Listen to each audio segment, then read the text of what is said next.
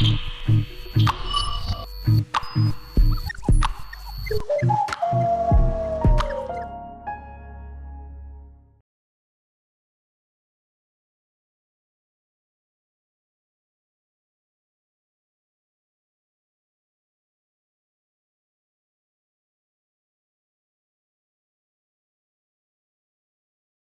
so many amazing. We have another amazing poet to continue, and we heard from her yesterday, and she was fantastic. Poet, professor, Brynn Saito.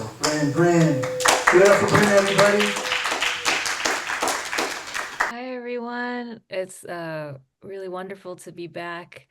Um, Pam, I loved hearing your work. It was incredible. So honored to sort of share this space with um, Kathy, Pam, all of you Brynn, here. they're asking you to turn up your volume. Oh, okay. Let's see if I can. Let's I'm going see to if see. Yeah. make my.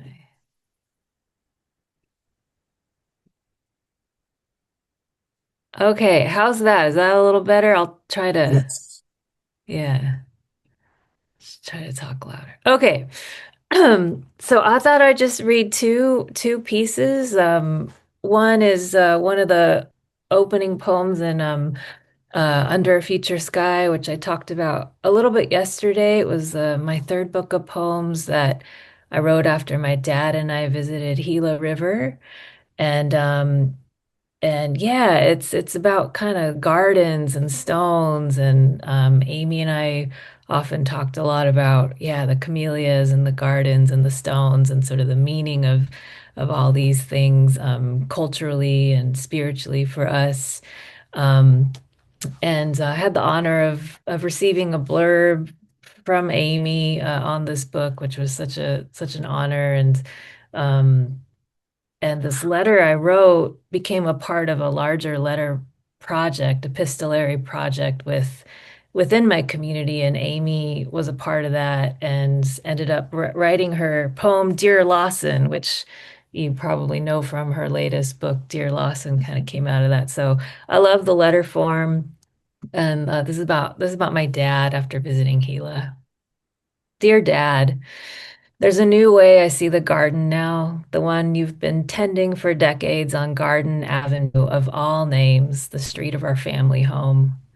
In haiku written by camp prisoners, days and seasons are tracked by the falling leaves of the moss rose petal to earth. Poets in camp numbered months and years by the memory of their home gardens left behind on the West Coast, flowering rhododendrons and peony buds they imagined as vibrance, their stalks remaining firm.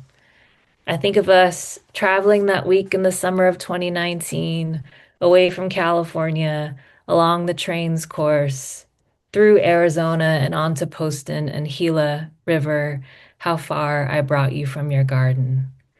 Did you think of the sagos, the summer tomatoes and basil, the azaleas and red maples, the night blooming lantana, trees needing trimming, grass going brown, all of the work awaiting you? Did you imagine the dogs chirping and the silent white bucket, and mom dragging the hose across the lawn to wake the fountain?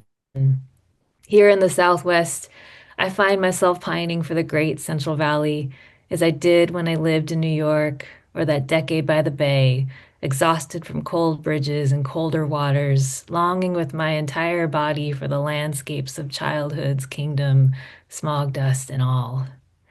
I understand now I am nothing. I'm the daughter of a living father, blessed to be returning to you after our fire and ice travels through North American landscapes, spotted by our elders' lives, their prison desert homes, and other jails and prisons, with and without bars or barbed wire. You were not taken. In the night and shirtless, you were not captured or broken by the century's light despite my nightmares. You took your time in the summer garden, where Lee and I played as the light set, basiling our bodies against mosquitoes, baking mud sweets in California's sugary dusk.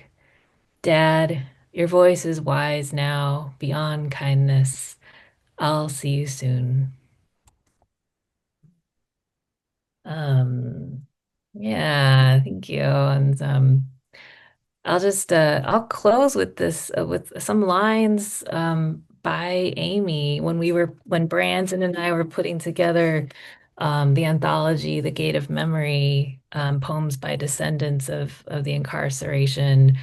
I reread all of Amy's books, and Brandon and I were just sorting through all our favorite poets and sort of figuring out what poems we'd love to solicit and include. And as I was doing that, I just found myself intuitively collecting these lines of hers that I loved. And I go back to these lines now a lot. They're sort of like prayer for me. And I shared them with Tracy Kato Kiriyama. And we had a chance to read them together at Janum last April when the book launched, and we had a moment to honor Amy's poem in the book. And we closed the event with these lines. So I thought I'd just close my time with these lines and thank you all. And Chris, it's great to see you and be in the space with you. Raoul, so wonderful to hear your poems today by Amy and for Amy. Sending lots of love to all of you over there. So these are just some lines from Amy's work. Now we go back and sing it our names. Sometimes a woman must go a long way to remember the real color of the moon. Danger, don't forget to feed the imagination. Your tenderness demands its own uncertain geography. Without my friend Nothing on the page, I'd never have to write another poem. But Nothing waits here, waving me on, inviting me to rap and rant, pray, sing, testify what is, was, could, and always will be. I greet all that's coming, contained as sheer breath into word, born to crave and engrave the emptiness that nothing can't stop giving. Which comes first, zero, the invisible, or the unseeable infinite? Born from the wordless, endless world that keeps wanting to be named. A poet keeps giving birth to herself. No one but me knows I've grown another set of eyes.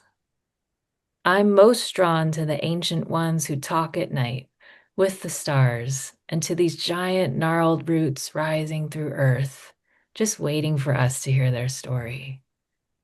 And if I am nothing more than the story I tell myself, then I was born yearning. My eye knew the steady green of pine needles, the boundless blue of a nearby sea. Thanks, everybody. Wonderful to be here again with you all. Thank you. Give it up for Brynn Saito. Give it up for Brynn. Thank you, Brynn. That was fantastic. Thank you. Thank you.